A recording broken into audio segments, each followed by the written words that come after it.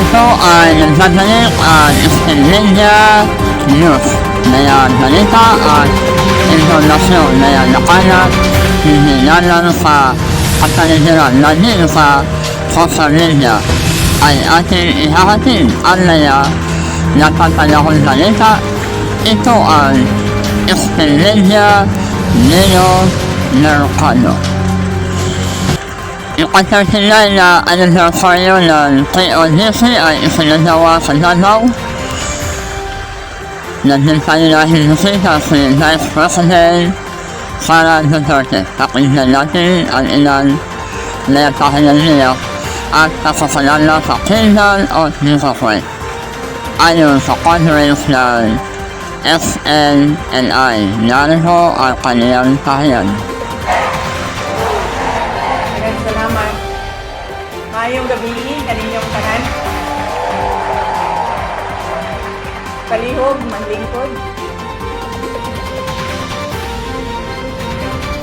Mga kaigsuunan kong Dabawenyo, ladies and gentlemen, mga kababayan, Assalamualaikum warahmatullahi wabarakatuh. Madayaw, maayong adlaw, kaninyong tanan. Magandang araw sa inyong lahat.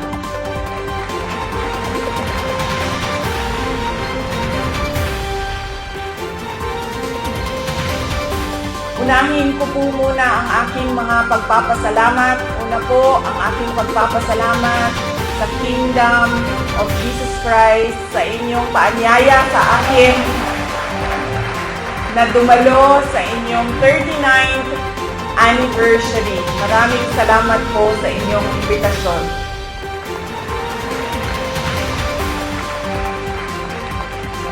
Pangalawang pagpapasalamat ko po ay mula po sa akin personal. Ang pagpapasalamat ko sa tulong ninyo, sa kampanya ninyo, sa suporta ninyo at sa boto ninyo para sa akin nung nakaraang halalan ng taong 2022. Susunod na pagpasalamat ay mula sa akin pa din, personal din sa akin ang pagpapasalamat sa inyong lahat sa suporta ninyo sa aking trabaho noon sa Department of Education at patuloy na suporta ninyo sa aking opisina, ang Office of the Vice President.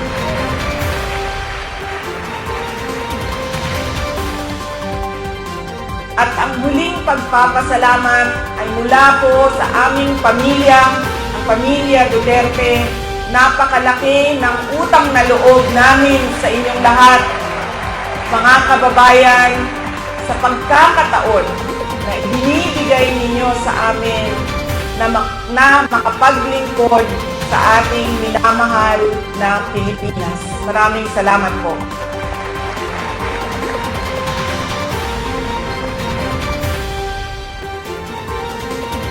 Sabi ko na po,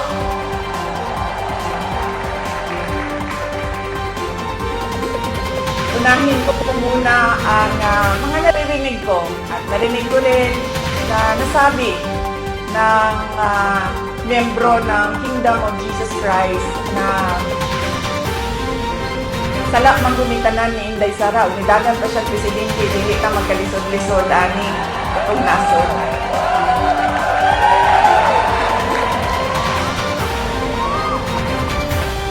In another forum, I will thoroughly explain myself kung bakit ganon ang nangyari at ganon ang decision ko.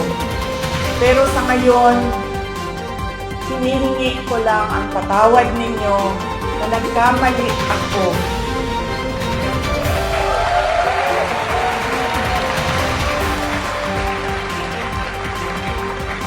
Kamali ako sa paghingi ng tulong at suporta niyo para kay Pangulong Bongbong Marcos.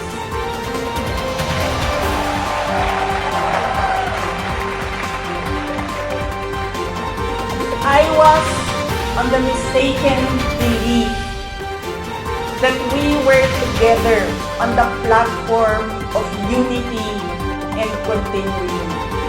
Nagkamali ako, kaya hinihingi ko ang patawad ninyo.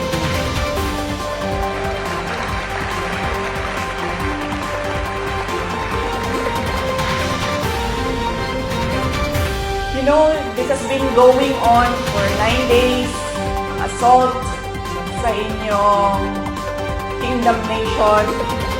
At I could not come earlier dahil meron ding atake sa opisina ng pangalawang Pangulo. At hindi ko maiwanan ang aking mga kasamahan doon sa Office of the Vice President.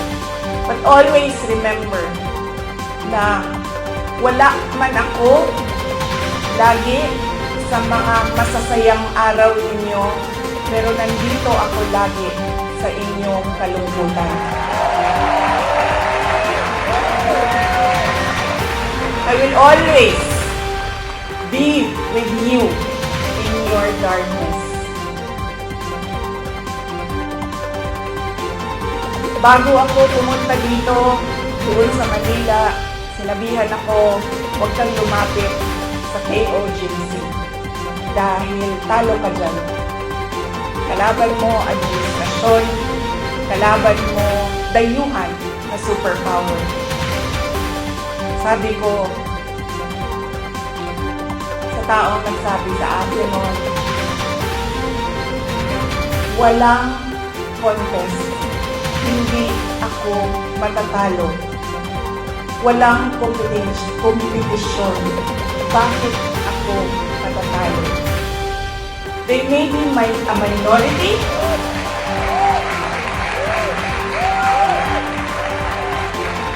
They may only be 8 million around the world. Sabihin na natin na 6 million lang doon ang Pilipino, pero Pilipino pa rin sila.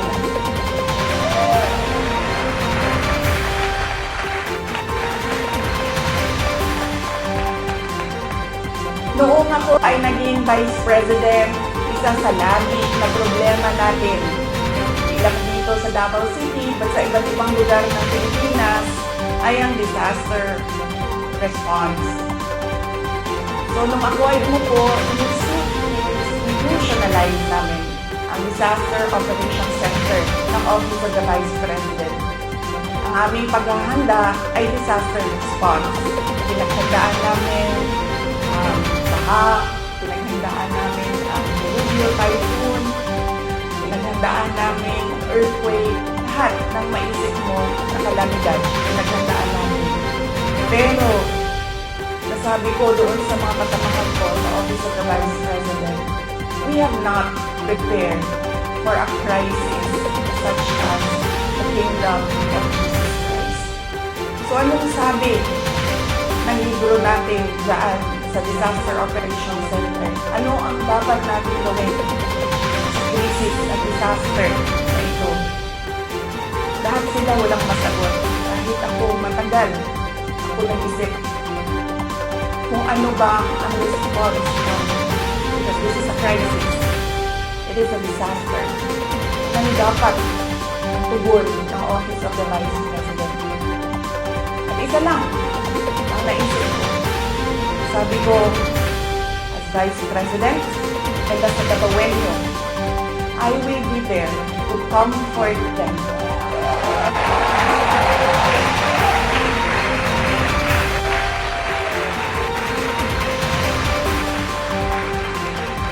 I have a moral obligation to assist them. If they feel that they are persecuted, kahit kukunti lang sila, trabaho ko yan bilang pangalawang Pangulo.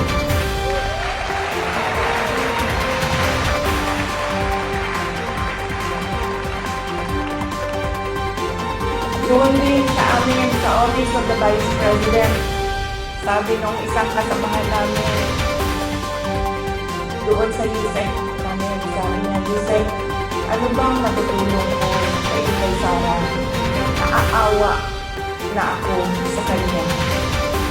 Sabi ko, tinanong ako ng USEC, sabi ko, excuse me, hindi ako kawawa. Hindi tayo kawawa sa Office of the Vice President. Dahil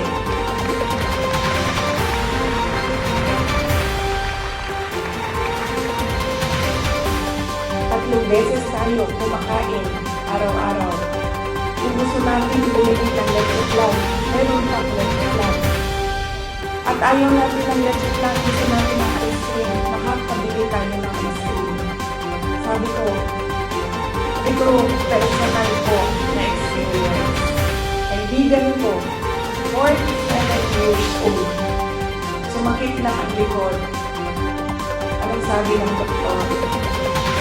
It's cancer of the bones, cancer of the lungs, cancer of the pancreas, cancer of the brain, all together in one person. Anong sabi ng doktor? 6 months ka lang. Yun ang kawawa. Sabi ko, ang dami sa ating mga kababayan na nakakaramdam ng gutom dahil hindi na nila mabili ang pagkain sa sobrang mahal ng pagkain. 2 beses na lang kumakain sa isang araw. Yun ang kawawa. Sila ang dapat tulungan. Dumadami ang naghihirap sa ating bansa. Dumadami ang nahihirapan makahanap ng regular na trabaho. Sila ang totoong kawawa at kailangan ng tulong natin.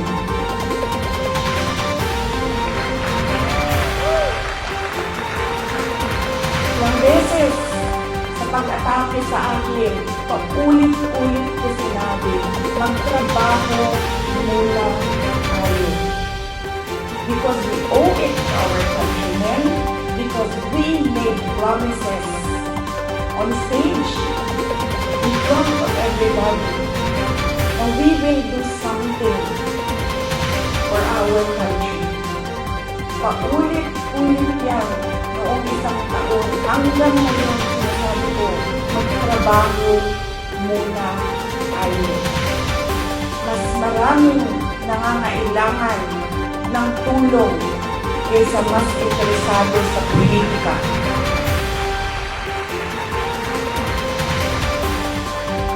Pero this night is not about me and my problems.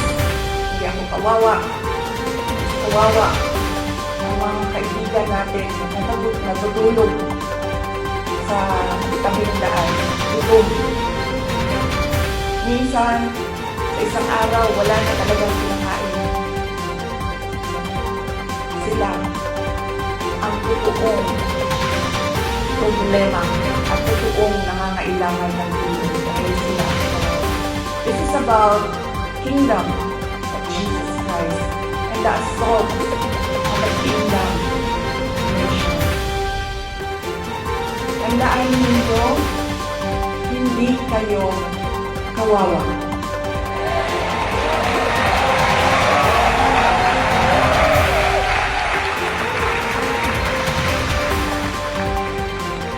Tungod kay ang langit nung amahan na ang pirmi kanino.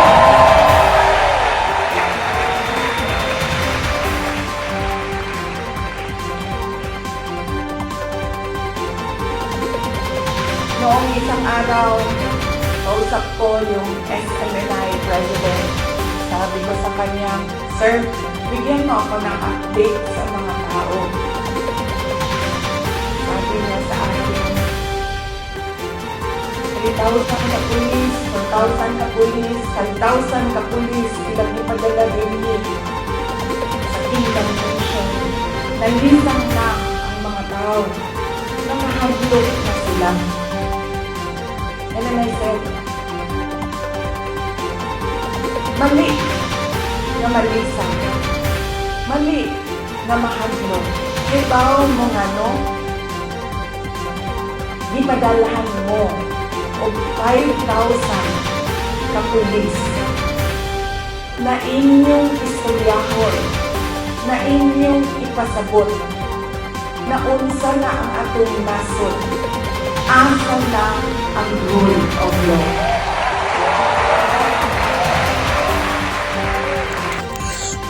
Sa isang balita ayon naman kay Senator Bato de la Rosa ay ipinagsa sa kanila na bakit may order na ang korte na iwanan na nagtiinti ang KOJC, subalit ayaw iwanan dahil sa ayon kay Torres ay may heartbeat silang nadedetect. Narito ang dahilan. Here is my appeal to the President Bongbong Marcos, Mr. President. Mr. President, it is my fervent hope that my remarks in this August chamber will reach President Bongbong Marcos. To President Bongbong Marcos, I am reaching out to you in all humility. I do so not only as a concerned citizen and a resident of Davao City. I speak also as someone who deeply believes in your commitment to this nation. Marami na po tayong narinig sa balita. Hindi raw po aalis ang PNP dahil may nadidetect silang heartbeat. To that, we raise no objection. We are in opposition to question these technological advancements. And yet, while your PNP is focused on the underground heartbeat, which they suspect belongs to the heart of Pastor Kibuloy, I urge you, dear President of this nation, to listen also to a different sort of heartbeat, the heartbeat of thousands of Filipinos in the midst of this cacophony of sounds. It is our hope that the voices and hearts of these Filipinos will not be drowned out. Among them are the members of the KOJC, deprived of their religious freedoms. Their right to practice their faith is being challenged, and their pleas for support are echoing through our land. Let us also listen to the hearts of thousands of students from Jose Maria College Foundation Incorporated and Lyceum of the Philippines in Davao City, as well as their parents, who are grappling with the disruption of their education. I feel that it is not suitable, it's not justifiable, that in the attempt to serve a warrant of arrest, we also end up arresting our young people's dreams. This is highly unwarranted, Mr. President. Their aspirations hang in the balance as ongoing siege affect their learning environment and their future prospects.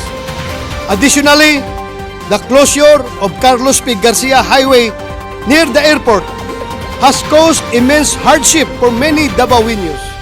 Their daily lives are disrupted.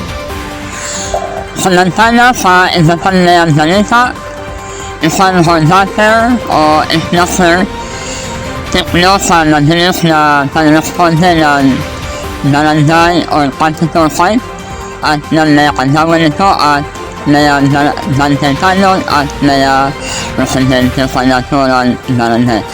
Ayon sa ating panayam sa kanunain na inagawan ng Mayor Alahas, nagtiwala ito na ang lalaki na kanyang kausap na di umano ay gustong durhin ang kanyang alahas na nakakahalaga ng 25,000 na ito ay nahawakan ay agad-agad na ito ay itinakdo. Na nagdila lang sinundan ng babae na ito ay nagbigay tansin kanyang residente ng or constitution kaya't agad nila ito hinalang at sinundan. Sa ilang minuto na paghahanap ay nahuli din ang suspect na nagtaya ng Mayor Alahas at isa pang Mayor Dali. Ito po ang Estelilla Nino Mercado ng Babalita.